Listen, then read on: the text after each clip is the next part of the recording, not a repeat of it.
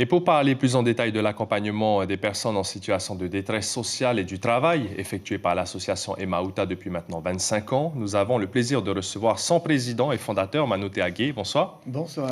Manoté Agué, Emauta gère, en tout cas a sous sa responsabilité 6 centres d'accueil, chacun spécialisé, les femmes, les enfants, les familles. Est-ce qu'en 25 ans, Manoté Agué, la détresse sociale en Polynésie s'est aggravée? Alors, on peut dire qu'en tout cas, elle ne s'est pas améliorée. Voilà. Elle s'est aggravée dans certaines situations. En termes de nombre de personnes, on a toujours été au complet. Donc, les capacités d'hébergement répondent à une attente, hein. D'autant plus que nos foyers n'hébergent pas les personnes sur une très longue durée. Donc, nous avons un turnover qui nous permet d'accueillir beaucoup de situations. Voilà. En fait, on se retrouve aujourd'hui avec des situations assez compliquées, c'est vrai.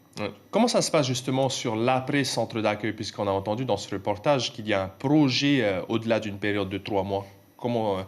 Quelle analyse vous pouvez faire sur le travail effectué après le centre d'accueil? Alors, pour le Bon Samaritain et Te Arata que l'on vient de voir, ce centre pour l'accueil des familles, sur ce reportage, en effet, nous donnons des échéances de 3 mois renouvelables, bien évidemment.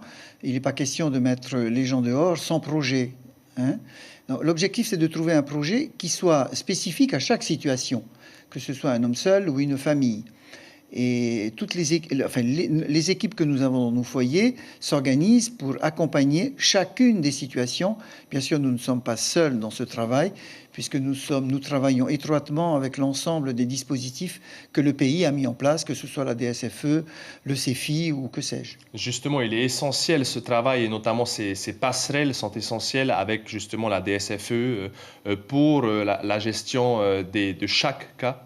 Oui, alors la DSFE, bien évidemment, c'est notre organisme de tutelle, puisque c'est elle qui vient vérifier le travail que nous réalisons, les objectifs, voir si ça correspond aux objectifs définis par le pays, bien évidemment. Parce que vous touchez des subventions aussi. Voilà, alors nous touchons des subventions du pays, hein, qui sont attribuées par la PSG, en 2 mots.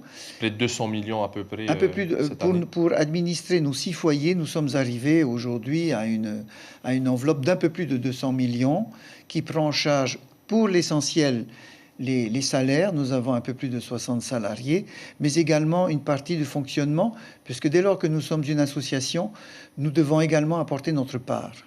Très rapidement, Manoté Agué, vous avez fondé il y a quelques années une fédération des organismes socio-éducatifs avec notamment Tepu Oteho et SOS Village, on en parlait il y a un instant.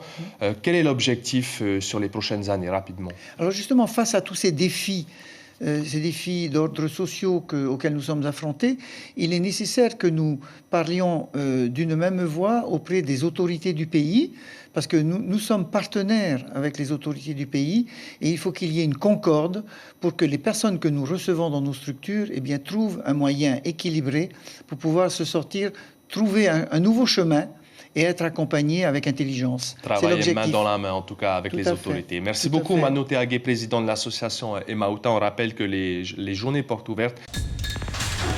L'information en continu sur Polynésie la première, Internet et réseaux sociaux.